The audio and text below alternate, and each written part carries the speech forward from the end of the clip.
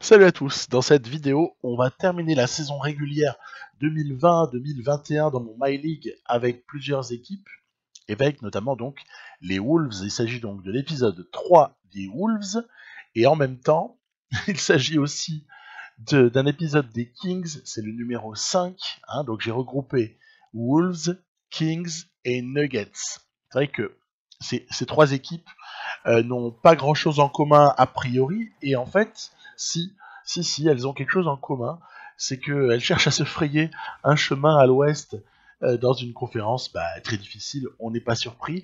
Les plus forts sont peut-être sur le papier, a priori, les Nuggets, qui évidemment, oui, si, jouent le haut du tableau déjà depuis la saison d'avant, donc quand même, ils sont plutôt favoris, mais dans leur cas, il y a encore quelques limites à voir. Je sais pas trop ce que ça peut donner. Allez, c'est parti. Au départ, on parle un petit peu des Wolves parce que c'est un petit peu l'actualité de la partie. C'est ce trade que j'avais fait juste avant la fin de l'épisode précédent. Et on voit qu'on est à 22-18. Il y a D'Angelo Russell qui a été recruté. On va en parler juste après. À l'ouest, on a des équipes qui sont pas très bien gérées. Je vous les ai indiqué lesquelles. On a les Kings quand même qui sont pas ridicules. On a les Lakers qui sont en domination totale et les Suns qui émergent. On a comme ça des Warriors qui végètent, qui vont sûrement aller en playoff, mais qui sont pas non plus ultra dominants, alors qu'ils ont leurs super bons joueurs auxquels on pense tous, Curry, Thompson est là, Green. Et puis voilà, on a Portland, New Orleans, Thunder qui végètent et les Clips qui sont comme les Lakers en haut de l'Ouest. Bon, avec les Nuggets, faut quand même être honnête. Donc voilà à peu près les rapports de force. On a recruté D'Angelo Russell. Et ça, c'est pas dommage. C'est pas dommage parce que il va faire du bien à cette équipe. Il va faire beaucoup de bien. Et moi, j'avais envoyé Covington, Tig. Voilà, je m'étais mis dans une certaine config à vouloir monter quelque chose de relativement réaliste. Bon, il se trouve que dans la réalité, les Wolves, ils ont envoyé Andrew Wiggins. Donc voilà, c'est une manière de voir les choses qui est un petit peu différente. Toujours est-il que ça avait apporté pas mal de résultats assez rapidement la présence de D'Lo, parce que honnêtement, il est bon, voilà, il apporte beaucoup à la main. Il n'y a pas grand-chose à dire. C'est vrai que les pick and roll avec Karl Anthony Towns, honnêtement, c'est assez inarrêtable. Donc on a comme ça deux joueurs qui sont très très forts, surtout offensivement, parce que défensivement, c'est quand même pas non plus la panacée. On sait que Russell, c'est pas un défenseur, très honnêtement. Napier, c'est son backup, je l'ai toujours moi dans la partie. Culver, on mise beaucoup dessus. Okogie également. Il reste aussi le jeune Noel qui est en développement. Et puis sur le poste d'ailier, je fais jouer Best Diop en 4 mois. En tout cas, il jouera dès qu'il sera plus blessé. Pour moi, c'est plus un 4 qu'un 3, vu son gabarit en fait. Et Andrew Wiggins partage ses minutes au poste 3 avec d'autres arrières en fait. Et puis après, on a un petit embouteillage au poste 4, mais en fait, c'est un faux embouteillage, parce que le seul qui mérite vraiment d'occuper des minutes au poste 4, c'est Sharif O'Neal, qu'on avait drafté l'année qui avait précédé. Et puis au poste 5, on reconnaît plus grand monde par rapport aux Wolves IRL, puisque même Deng a été viré. Bon, voilà, c'est comme ça. C'est comme ça. Donc pour moi, Deng, il vaut tout à fait le coup. Et il n'y a pas de problème, j'ai pas envie de m'en séparer. Alors, les Wolves ont le 20e offensive rating en démarrant, le 5e defensive rating, donc ça fonctionne pas si mal. Bon, Russell n'est pas arrivé il y a longtemps, donc on était plus sur une config où je faisais jouer Culver au poste 1. Ok, donc on simule un petit peu. On simule un petit peu histoire de rattraper le retard qui a été pris sur les autres équipes, parce que les Kings et les Nuggets, je me suis arrêté en février. Donc il y a un tout petit gap à combler. C'est pour ça que je commence en parlant des Timberwolves. Après, on mènera les choses de front. mais d'abord, arriver à voir, puisque je suis dans une logique de progression hein, et de développement, arriver à voir si cette progression, elle arrive ou pas du côté des Wolves avec l'apport de notre ami D'Angelo Russell. Donc voilà, je donne des petites minutes à Bates Diop, voilà, que j'apprécie. Je vous avais dit que je le donnerais plutôt au poste 4, ce sera un petit peu plus tard, là je lui ai donné plus de minutes. Au poste 3, ça évoluera. Ça évoluera, on est quand même playoffable très clairement. Après, il y a juste à essayer de tenir un petit peu le rythme. Et voilà, on démarre. Premier match proposé, c'est un match du côté de Détroit face aux Pistons. Alors, les Pistons, vous voyez, c'est des Pistons qu'on verra plus jamais sous cette forme-là, hein, avec André Drummond, avec bon, une équipe aussi avec Blake Griffin. Bon, j'ai bien l'impression que bah déjà Dédé Drummond c'est terminé, hein, il n'y a pas de problème, on a compris. Et puis pour ce qui est de Blake Griffin, il y a de fortes chances pour que voilà, bah, ceci soit une archive en fait. C'était l'époque donc où Griffin et Drummond étaient associés dans la raquette. Là, on voit Kat qui martyrise Dédé Drummond, c'est assez violent. Et hop là, comme il va plus vite que celui qui l'avait suivi, il n'a pas de problème en alley-oop pour conclure. Là, c'est pareil, on se régale sur contre-attaque. Hein. Il y a des points faciles à aller chercher comme ça sur contre-attaque. Dès lors qu'on obtient les stop def, c'est toujours la même histoire. Hein. Prise à 2 sur Towns et Bates Diop qui alignent à 3 points. J'avoue, j'ai une certaine tendresse pour les joueurs qui ont été virés là de Minnesota. Je suis un petit peu déçu pour certains. J'aimais bien cette équipe en fait telle qu'elle était constituée. Peut-être que c'est à force de jouer avec aussi, hein.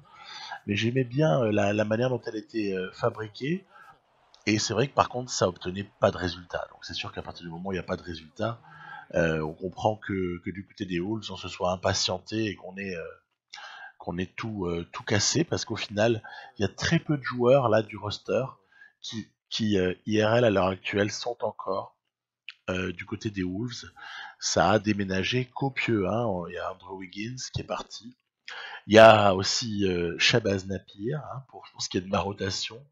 Gorgui Deng également n'est plus là. Naz Reid est encore là, mais par contre c'est le ah oui non ils ont viré Bell, mais ça va, moi je l'avais plus non plus.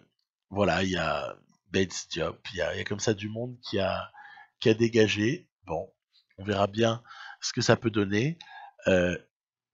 Pour ma part, je continue sur ma logique. Je vais pas virer Andrew Wiggins maintenant, alors qu'on a déjà établi une stratégie et on est pas si mal que ça dans le projet.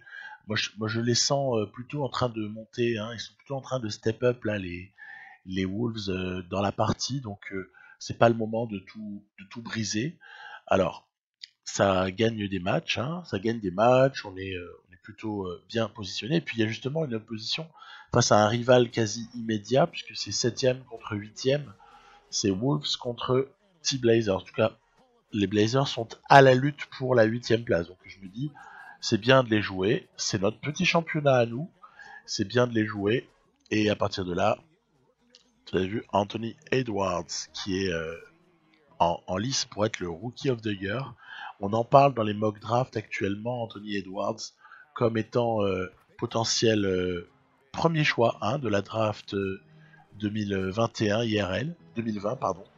Donc ben à surveiller, à surveiller. En tout cas, moi je commence à regarder les choses de près. On a la March Madness qui va commencer dans pas longtemps. C'est assez instructif. On va pouvoir observer pas mal de joueurs, pas tous, hein, pas tous, puisqu'il y en a qu'on verra plus, hein, c'est R.J. Hampton par exemple, ou bien Lamelo Ball, hein, qu'on ne verra pas. Et pour cause, ils évoluaient en Australie et en Nouvelle-Zélande. Donc pour eux, l'histoire elle est terminée, ils se sont un peu blessés, bref. Voilà. Donc nous, bah on est bien, hein, on a, à part qu'on fait des petits airballs par moment, mais sinon, c'est pas si mal que ça. Vous avez vu? Sur les 30 derniers jours, Shabazz Napier, il est à 58% à 3 points. Tiens, d'ailleurs, voilà. Hein. Donc, mais il faudrait être trop bête pour s'en séparer, là, dans le jeu. Pas besoin de me séparer d'un type qui est tellement fort. Il y a rien à redire. Andrew Wiggins, il fait exactement le job que je veux. Donc, à partir de là, là non plus, j'ai rien à dire, quoi. J'ai rien à dire. Donc, confiance, développement. Alors, la égalisation de CJ McCollum, on va aller en prolongation. Voilà. Qu'est-ce qui va se passer en prolongue? Eh ben, c'est l'ami O'Neal qui rate comme ça un shoot, mais le rebond est pris par Towns. Bravo, qui remet dedans. Culver qui vient comme ça magnifiquement pénétrer. Et Towns, pareil, a décidé que c'était son match. Il permet d'égaliser à 2 minutes de la fin de cette prolongue. Derrière, hop là, petit pick and roll avec Andrew Wiggins. D'accord. On n'est pas si mal que ça. On n'est pas si mal. On bloque. Mais malheureusement, Nurkic va provoquer la faute. Nurkic aura donc 2 lancers francs. Il va mettre le premier, il va mettre le deuxième. On est donc toujours à égalité. Allez, il faut proposer quelque chose de cohérent. Ça n'a pas été le cas. J'ai merdé un peu la fin. Pour être très franc, j'ai merdé la fin de ma prolongation. Du coup, on part en deuxième prolongation. Alors là, on se souvient de O'Neal qui avait un peu bof quoi en première prolongue et dans le match. Par contre, vous allez voir que ça va être pour lui, ça va être son moment, cette deuxième prolongation. Il y avait déjà un mismatch juste avant exploité sur CJ McCollum, là c'était un 3 points à l'instant dans la foulée. Attention, faut défendre un petit peu sur Damian Lillard. Shoot raté, rebond Towns, allez. C'est comme ça qu'on peut construire notre victoire, en résistant comme ça et en défendant convenablement. Whiteside, ouh là là là, j'ai eu peur. J'ai cru que Whiteside allait nous planter à 3 points. En même temps, je me suis permis de le laisser ouvert, hein, Whiteside, parce que justement quand même, je ne crains pas beaucoup le shoot à 3 points de Hassan Whiteside. Faut être raisonnable. Voilà, donc c'est fait. C'est dans la poche. Cette victoire est prise. Ça n'aura pas été évident. 40% à 3 points sur un gros volume. C'est appréciable. Ça veut dire qu'on a été pas mal du tout, surtout dans le corner là. Et un énorme score pour Towns qui était à, je crois, 28, 38, 11 et 7 contre. Donc voilà. On a Karl Anthony Towns qui produit exactement ce qu'on attendrait de lui dans la vraie vie. Hein. C'est toujours étonnant le décalage entre les attentes qu'on a sur Karl Anthony Towns et ce que le gars propose. Allez, on enchaîne cette fois-ci. Bientôt, on va réunir les 3 équipes de la partie, mais d'abord, il y a quand même un choc. Un choc, en tout cas, un test pour moi, c'est un déplacement du côté des Lakers avec mes Wolves. Et ça, c'est super intéressant parce que Anthony Davis, est-ce que Karl Anthony Towns va pouvoir s'y opposer? Il a intérêt. Qui va pouvoir s'opposer à LeBron James? Honnêtement, on n'a pas de solution. On n'a personne pour aller sur LeBron James. Alors en désespoir de cause, j'ai mis Culver. Mais il faut pas croire que Culver va être un LeBron stopper. Hein. Faut pas non plus rêver. Tout ce qu'on va essayer de faire, c'est appliquer notre basket, limiter le supporting cast des Lakers et essayer nous d'enchaîner nos petits shoots. Là, ouais, vous voyez, mes petits shoots à mi-distance. Là, c'est pas nouveau. Avec ces Wolves, c'est notamment un axe sur lequel on a pas mal de choses à proposer. On a pas mal de bons shooters en fait, donc autant les exploiter.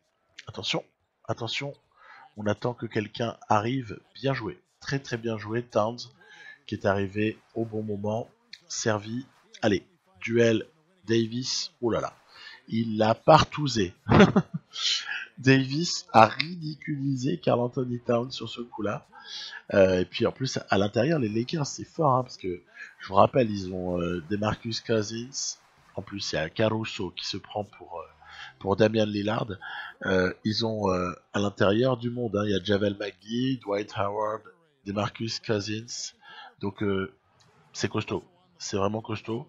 Mais tant mieux. Ça joue grand d'un autre côté. Ça joue grand, ça veut dire que sur la mobilité, on peut éventuellement envisager de les prendre. Par contre, voilà, faut essayer de ne pas faire ce genre de choses parce que ça c'est horrible.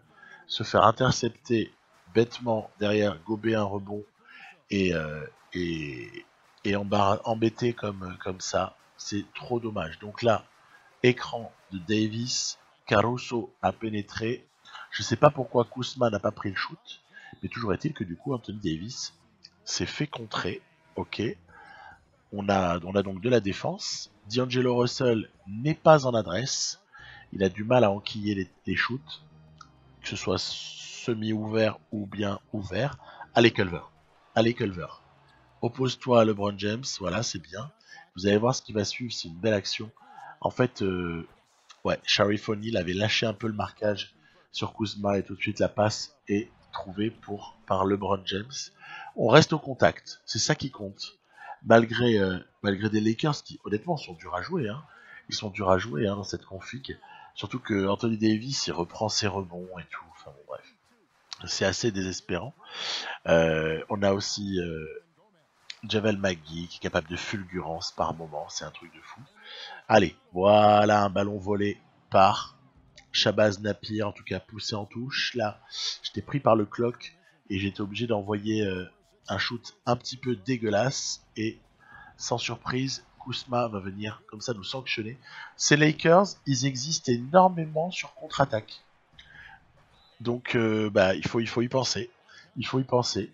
Soit on est capable de limiter les contre-attaques, soit on est capable de se replier de manière un peu efficace, mais là encore, l'un comme l'autre, ça quand même demande quelques qualités. Ici, il y a une faute provoquée, faute offensive provoquée, voilà, par Base Diop qui derrière prend un rebond. On a quelque chose à jouer ici. Allez, oui, oui, oui, magnifique, magnifique. Ça sent le retour dans le match pour nos Wolves. En plus, il y a contestation du alley-oop. LeBron James pour Anthony Davis et derrière, allez, voilà la contre-attaque. Wiggins, il est hyper précieux en contre-attaque. Hein. C'est peu de le dire.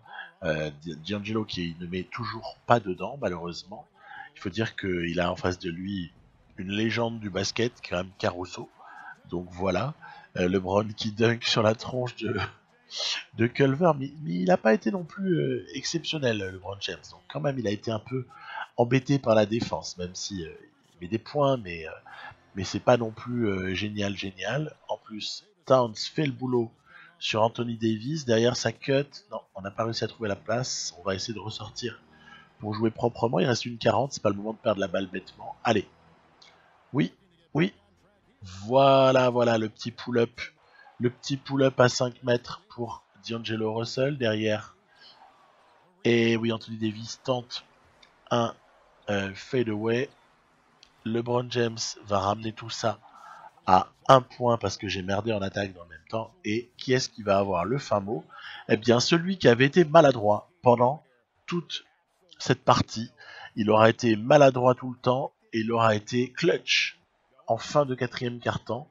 Après tout, c'est pour ça qu'on l'a pris. Hein. D'Angelo Russell, c'est pas pour autre chose qu'être décisif sur des fins de match. En plus, Anthony Davis qui rate un lancer. Du coup, on reste à plus 3. Derrière, c'est le fall game. Et dans ce petit jeu-là, on a quelqu'un qui a, vous avez vu en haut l'insigne peut-être passé, 100 de glace, un signe 100 de glace. Ça renforce les probabilités de D'Angelo Russell de mettre ces petits lancers comme ça à la fin. Là, c'est rigolo. C'est rigolo. Donc victoire sur le terrain des Lakers, victoire au Staples Center. Et honnêtement, voilà, celle-là, elle veut dire que en fait, ces Wolves, ils sont pas mal. Ils sont pas mal.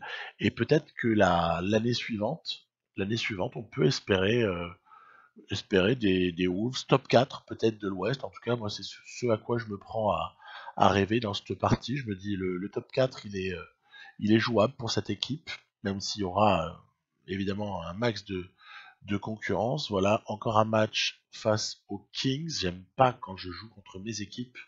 C'est un peu troublant. Et on va tout doucettement rejoindre bien la partie avec les autres équipes. Voilà, les Nuggets vont bientôt débarquer. Et j'ai fait un partage d'écran là pour Kings en bas à droite, Wolves en bas à gauche, qui va permettre... Alors voilà, on avait redémarré avec le match que je venais de vous montrer. On est sur la période entre le 6 et le 27 février.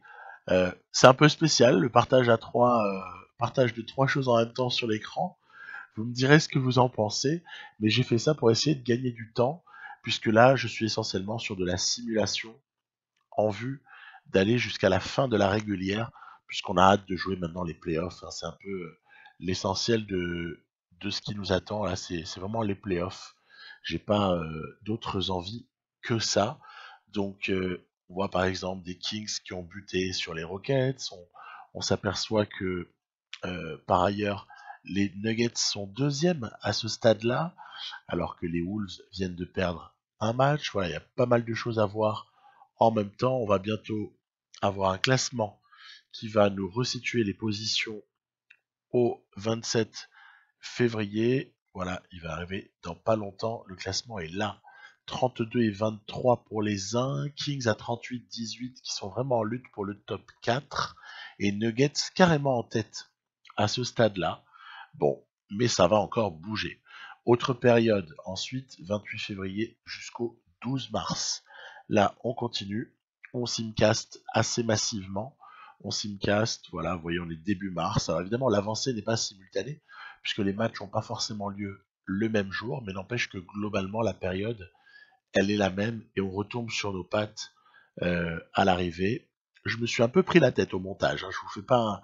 je m'étendrai pas sur le sujet, mais c'était relativement... ce n'était pas facile.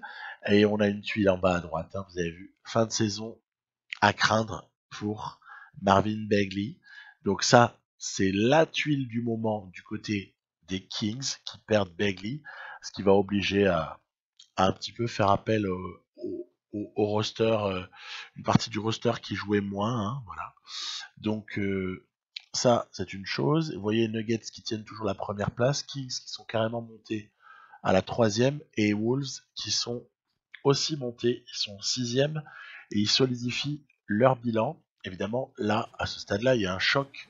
Sacramento qui rend visite à Denver. C'est quand même le match qu'il faut jouer, puisque je vous ai beaucoup proposé du Wolves dans cet épisode, et là, c'est l'occasion de voir les deux équipes, les deux autres équipes en fait. Donc, allez, moi j'ai confiance quand même en ces deux équipes. Je les trouve pas si mauvaises que ça. Bol, je suis en admiration. Euh, avec Isaac, on a quand même apporté du côté athlétique. Faut pas rigoler non plus. On a quand même Bradley Beal.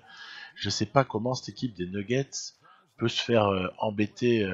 On voit qu'elle se fait embêter d'ailleurs sur la prise à deux sur Niko Jokic. C'était assez douloureux. Donc voilà, derrière. Bon, moi je joue avec les Nuggets. Hein. Je joue avec les Nuggets, vous avez vu. Hein. Et j'ai un peu du mal en fait face à ces Wolves, face à ces Kings, pardon, je m'y perds. Pas évident. On prend un très très mauvais départ en fait, à 2 et 11, mais quelque part, je sais très bien qu'il y a le temps pour remonter. Hein, dans ces cas-là, il y a le temps de faire le boulot. Voilà, ici Bradley Beal. Dans le corner, on vient à 11-15. Voilà, il n'y a pas de... C'est pas fini l'histoire. On sait qu'on est totalement capable de remonter. C'est pas parce qu'on n'a pas eu d'adresse au début qu'on peut pas ensuite en avoir. Hein. Donc c'est vraiment ça le principe. On ne se décourage pas. Derrière, prise à deux, négocier plutôt correctement pour envoyer dans le corner pour Bill. Bill qui permet voilà, de recoller à 16-17. Très bien. Jokic, il a un peu martyrisé. Hein. Faut dire en face, avec Wiseman là, c'est quand même costaud. Hein.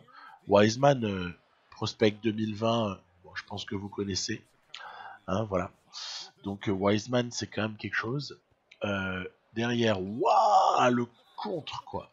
Le contre de Bol, mais derrière les Kings ont récupéré, ce qui fait qu'ils ont repris comme ça un petit peu d'avance. En plus, du côté des Nuggets, on n'a pas forcément l'adresse. Allez, ben ouais.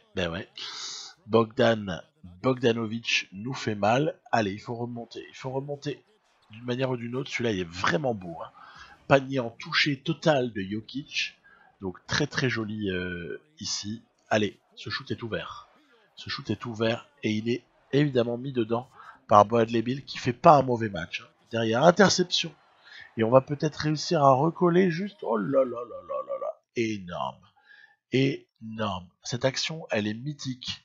Mais par contre, le panier, il aurait dû être accordé. Regardez. Voilà, ça touche la planche légèrement avant le contre. Donc, erreur d'arbitrage. J'ai pas pu challenger parce que le carton était fini. J'ai pas pu challenger. Toujours est-il que les Nuggets reviennent tout de même à -2 puis -4. Et on va essayer, comme ça en contre-attaque, de conclure les choses. Magnifiquement ressorti pour Jamal Murray qui nous fait recoller. Mais Sacramento n'a pas dit son dernier mot. Donc il faudra encore attendre un petit peu pour enfin égaliser. Je crois que c'est déjà au moins le quatrième panier à 3 points du match pour Bradley Beal. Mais De'Aaron Fox refait passer Sacramento en tête de 3 points. Ce match n'est jamais terminé. En fait, c'est assez incroyable. Et qu'est-ce qu'on peut rater, dis donc. Qu'est-ce qu'on peut rater? C'est invraisemblable de rater autant de shoots.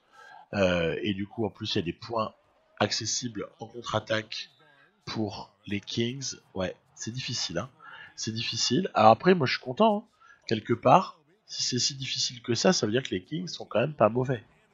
Mais bon, non, quand même, je trouve que c'est un petit peu trop difficile. On devrait arriver à gagner ce match. Et ça confirme un truc. Hein. Ça confirme que je trouve que je joue pas très bien avec ces Nuggets. Voilà, je suis assez frustré de mon niveau de jeu avec cette équipe. C'est marrant, hein, il y a des équipes avec lesquelles j'arrive plus ou moins bien à jouer. Et là, prise à 2. Oh là là là là là là là là. C'est pathétique. C'est pathétique de s'être fait avoir comme ça, surtout derrière. Voilà, c'est Buddy Hield qui va, pour ainsi dire, dire bye bye. Hein, il va fermer le rideau. Et c'est donc, et oui, on a perdu. C'est donc une victoire des Kings du côté de Denver. Les Kings qui, en fait, avec cette victoire, se positionnent pas très très loin au niveau du bilan des Nuggets. En fait, ils ont encore le moyen de revenir sur les Nuggets. Hein, c'est Sacramento Kings. Donc, on voit par exemple que il y a des joueurs avec lesquels j'étais assez catastrophique. Harrison Barnes fait un super match, très bien. Et du coup, voilà, 43 et 20 pour les uns, 47 et 18 pour les autres. Autant dire que c'est mouchoir de poche, parce qu'il reste quand même encore une vingtaine de matchs, donc rien n'est fait, rien de rien, rien de rien. La période ensuite, jusqu'au 25 mars, où on va simcaster ici. Je crois que je vais plus jouer de match hein, jusqu'à la fin de la régulière. On va plus jouer de match, on va uniquement simcaster, histoire de voir un petit peu comment les choses évoluent. Je cache pas que la seule chose que j'aimerais éviter, en fait, c'est trop de face à face entre mes équipes. Voilà. Par exemple, vous apercevez les Wolves qui sont 6e là.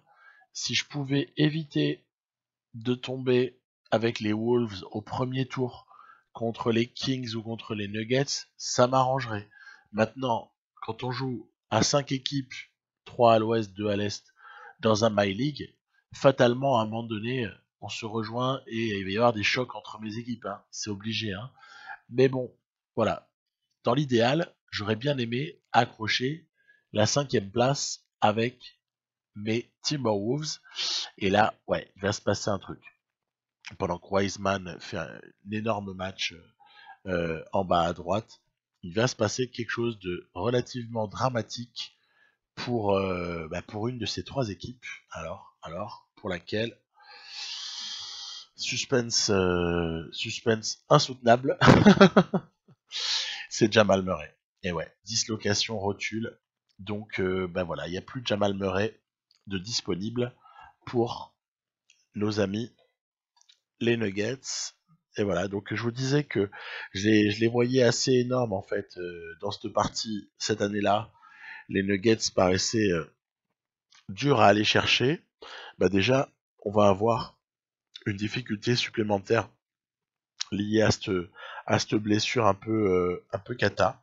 Et voilà, donc il va falloir faire confiance à Monte Morris et à Will Barton. Et voilà, j'avance un tout petit peu. et ensuite on refait un point classement. Donc du côté de Denver, ouais, c'est la cata, hein, c'est la cata. On peut voir ici, deuxième Nuggets, troisième Kings, septième Timberwolves. Ben voilà, ben ça m'embête ça. Ça m'embête parce que c'est quoi qui se profile? C'est un premier tour Nuggets contre Timberwolves et ça, c'est pas du tout une bonne affaire. Pas du tout. Alors justement, ben, est-ce que c'est encore possible d'influer sur ça et de sauver de sauver notre peau? Bah, malheureusement, c'est pas évident parce que les Timberwolves, ils sont condamnés, vous voyez, à être environ, bah, en tout cas, ils seront pas huitièmes, voilà, ça c'est sûr. Et du coup, bah, comme la sixième et pardon, la cinquième et la sixième place sont un peu trop loin, encore un petit peu plus loin vu que les Warriors prennent ce match, on a compris que les Wolves, ils sont condamnés à la septième. Ils n'ont pas le tiebreaker hein, avec les Rockets. Et du coup, ben on est obligé. On est obligé de tomber dessus parce qu'on va faire probablement pas premier. Pas premier, ça laissera une des deux autres équipes qui va se taper les Timberwolves. Donc, pas bon tout ça. Pas bon du tout. À moins, voilà, aussi, des Clippers passaient devant, mais on voit qu'ils ont un tout petit différentiel de victoire-défaite par rapport notamment aux Nuggets. Donc bah non, ça va pas le faire malheureusement. 57 et 25 pour les Nuggets. On doit compléter le dernier match avec les Kings et les Wolves sont bloqués à la septième place. Je vous dis, il y a tiebreaker par rapport aux Rockets, ce qui est défavorable. Et voilà, dernier match perdu par les Kings. Kings finissent donc à 55 et 27, soit 2 victoires. Ils ont 2 matchs d'écart avec les Nuggets. Donc troisième les Kings, deuxième les Nuggets, septième les Wolves. On voit que Wiseman est Rookie of the Year. LeBron James avait été MVP, ça fait plaisir. DeMarcus Cousins, meilleur sixième homme. Giannis Antetokounmpo, on a l'habitude, meilleur défenseur. En même temps, avec ses stats et son impact sur le jeu, c'est assez mérité. Jared Culver, MIP, yes, c'est bon ça. Même s'il est sophomore et que traditionnellement, les sophomores sont pas souvent MIP. Et puis Coach of the Year, bah oui, le coach de l'équipe qui a le meilleur bilan de la ligue cette année, j'ai nommé les New York Knicks. Après, dans les All-NBA Team, il n'y a pas énormément à redire. Je crois pas qu'il y ait de scandale particulier. On voit Jokic, hein, c'est bien, Jokic est première All-NBA Team. Et en troisième, on va avoir Zach LaVine. Hein, c'est pas si mal que ça non plus. D'Angelo Russell, énorme, qui est en troisième All-NBA Team, donc très bien, très bien. Et puis pour ce qui est de Defensive Team, on retrouvera Chris Dunn, par exemple. Chris Dunn en deuxième All-Defensive Team. Pour les rookies, on n'est pas surpris, il y a tous les mecs qu'on attend. Bol Bol, Lamelo Ball, Wiseman, bon, Cole Anthony. On a compris, les rookies, c'est déjà des valeurs, il y a déjà des valeurs sûres en fait parmi les rookies, en tout cas à l'heure où on se projette. Euh, voilà, les Lakers joueront contre San Antonio. Il y aura un match difficile pour Sacramento avec Golden State. Ça, c'est difficile. 4 contre 5, c'est délicat. Et puis, on aura comme ça aussi Denver, Minnesota, on l'a dit. Et particularité, c'est New York et Bulls qui se trouvent dans la même moitié de tableau de l'Est. Donc, délicate demi-finale de conférence peut-être à suivre. Les offensive ratings, comme ça, je vous ai mis tout le monde. C'est rigolo de comparer. On voit que les Nuggets font quand même une super saison. Hein. Super saison des Nuggets, qui sont quasiment top 5 dans chaque catégorie qu'on va regarder. De bonnes défenses, bien évidemment, à part les Clippers qui viennent deuxième, mais sinon on trust le top au niveau de defensive rating. L'adresse, en revanche, j'avais vu, elle est cata pour Wolves et surtout Bulls. Sinon, les trois autres s'en tirent plutôt pas mal au niveau de l'adresse pure. Et pour ce qui est de l'adresse à 3 points, Nuggets troisième, hein, donc vraiment super saison pour les Nuggets. Voilà. À voir, puisque pour les Wolves, on peut pas vraiment l'évaluer, elle est pas complète. Les playoffs, je vous les propose dans un seul épisode. Prochain épisode de cette série qui sort, c'est les playoffs. Et l'épisode qui suivra, ce sera aussi un épisode regroupé avec tout ce qui va se passer à l'été 2021. Et je peux vous dire qu'il va y en avoir un paquet des trucs. Et j'ai aussi sauvé 2-3 petites équipes. Ce sera, voilà, j'espère vous faire plaisir quand on sortira cet épisode-là. qui est assez riche et assez dense. Voilà, je vous dis à très bientôt. Bye bye et bon match à tous.